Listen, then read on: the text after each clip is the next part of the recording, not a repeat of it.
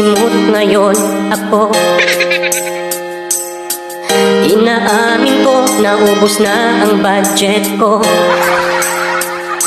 Hirap naman, walang natira. January pa lang, puno, pinatuyo aking ulam. Yan agad aking ulam. Dapat pansin ko, lagi akong tulala. Dinibdib ko, gastos kong malala. Wallet ko